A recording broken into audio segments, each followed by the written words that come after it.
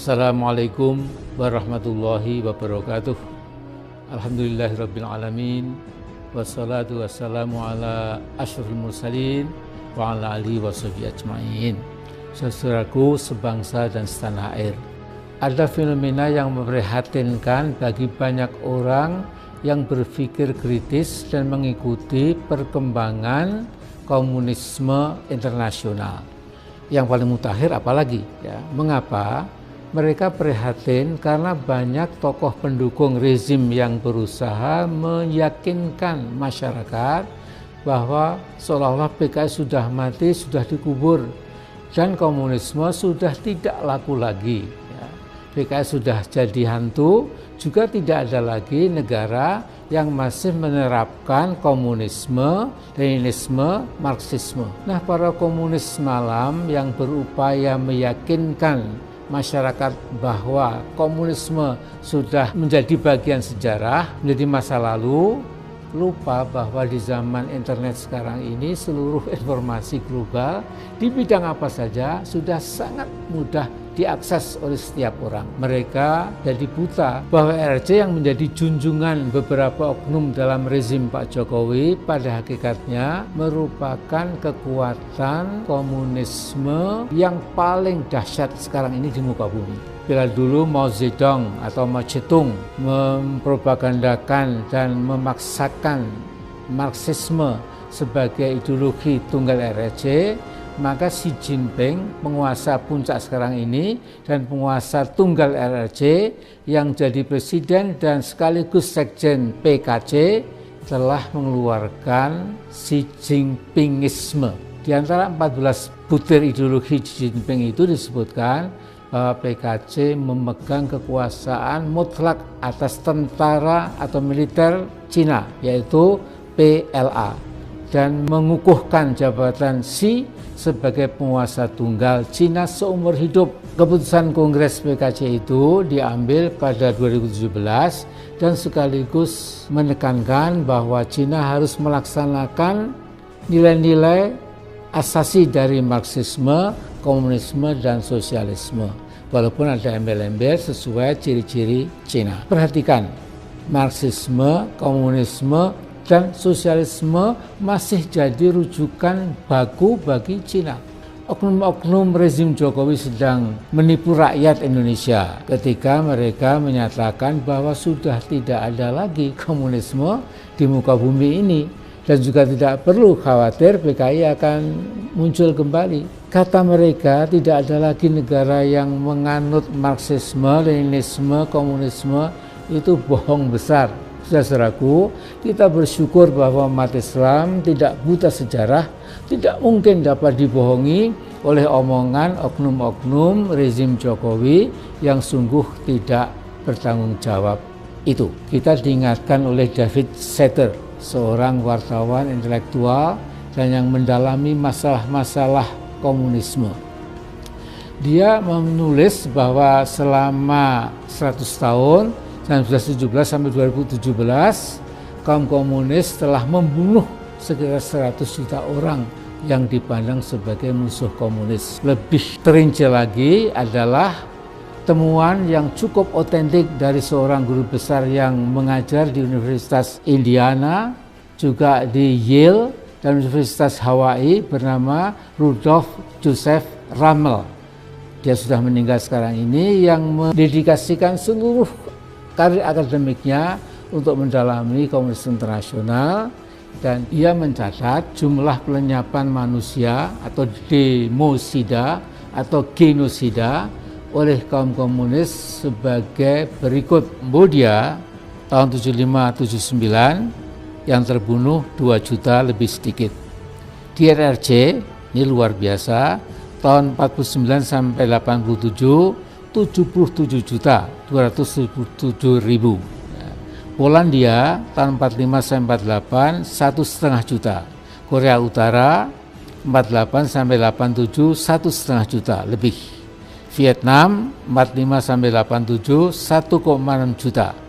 Yugoslavia tahun 44 sampai 87 1.072.000. Uni Soviet tahun 17 sampai 87 61 juta. Nah, ketika Pol Pot, tokoh komunis bengis menguasai Kambodia selama 75-79, ada sekitar 2 juta rakyat Kambodia yang dibunuh secara sadis. Bahkan untuk menghemat peluru, musuh-musuh komunis itu dipenggal kepalanya pakai kapak. Jumlah yang dibunuh itu berkisar 25% lebih dari seluruh jumlah penduduk yang mencapai 7,8 juta. Masya Allah. Ya.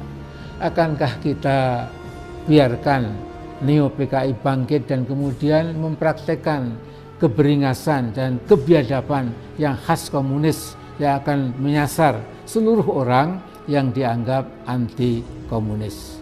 Apakah demikian loyonya bangsa Indonesia, termasuk mungkin sebagian umat Islam, sehingga tidak mampu mengantisipasi kemungkinan kebangkitan Neo-PKI yang sangat berbahaya itu? Saudaraku, sesungguhnya kita beruntung memiliki pakar ahli PKI atau komunisme, yaitu saudara kita Ustadz Alfian Tanjung. Namun pakar yang rajin mengingatkan bahwa PKI komunisme di Indonesia merupakan bahaya, justru harus keluar masuk penjara. Padahal sudah semestinya kita berterima kasih pada sang ustadz yang tidak pernah lelah mengingatkan bangsa Indonesia agar tidak terperosok ke lubang musibah besar yang sama untuk ketiga kalinya. Yang pertama, peristiwa Madiun tahun 48, yang kedua Gestapo PKI tahun 65. Cara kaum komunis dalam merebut kekuasaan biasanya lewat kudeta cepat. Di Rusia, kaum komunis pimpinan Lenin pada 17 Oktober tahun 17 malam hari menangkap seluruh menteri Tsar Nicholas II, menangkap dan membunuh ribuan orang yang tidak setuju dengan komunisme, kemudian Leninisme juga tentu, dan segera menguasai seluruh stasiun kereta api, menguasai seluruh markas kepolisian, dan menghabisi seluruh kekuatan militer pendukung Tsar dan sekaligus mengganti dengan tokoh-tokoh tentara merah. Pada 18 Oktober 17, ketika bangun pagi seluruh rakyat Rusia, terutama di Moskow, terperanjat merasa seolah hidup di planet lain. Rezim Tsarisme telah berubah sepenuhnya menjadi rezim komunisme.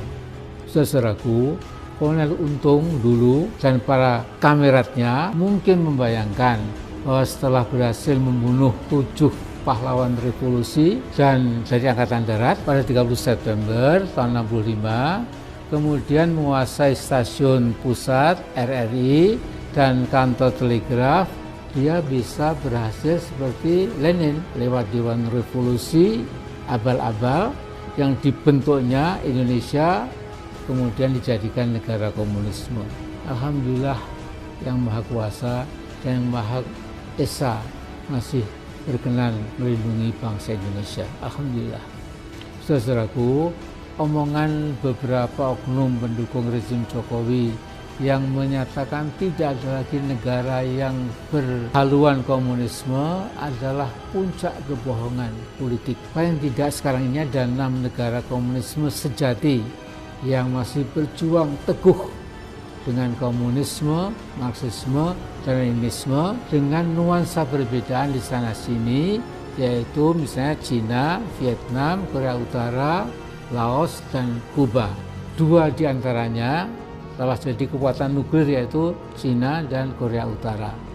Dan jangan lupa, Cina makin lama makin jadi kiblat ideologi politik dan ekonomi buat rezim Pak Jokowi. Sementara Rusia yang ke-6 mengalami kambuh massal, mereka nostalgia kembali ke komunisme. Saudaraku, kekuatan-kekuatan komunisme malam di Indonesia dengan difasilitasi oleh sebuah partai besar di DPR, dan berkoordinasi dengan rezim Pak Jokowi, membuat rancangan undang-undang haluan ideologi Pancasila HIP yang seperti kita ketahui telah memantik reaksi luar biasa luasnya dari kalangan umat Islam. Kita saksikan sebagian besar umat Islam yang merupakan mayoritas bangsa Indonesia telah bersikap seragam cabut rencana undang-undang HIP titik. Umat Islam dengan pengetahuannya, firasatnya, dan pengalamannya berkesimpulan bahwa di balik rencana undang-undang HIP itu adalah strategi comeback-nya PKI dengan dukungan utama dari Partai Komunis Cina. Saudaraku, bukan saja para kader partai besar yang berkuasa di masa ini di negara kita telah sering melakukan saling kunjung dengan PKC di markas besar mereka di Beijing, tetapi juga sebagian ulama vokal yang populer di medsos juga sudah berkunjung ke markas PKC di Beijing difasilitasi oleh rezim Pak Jokowi.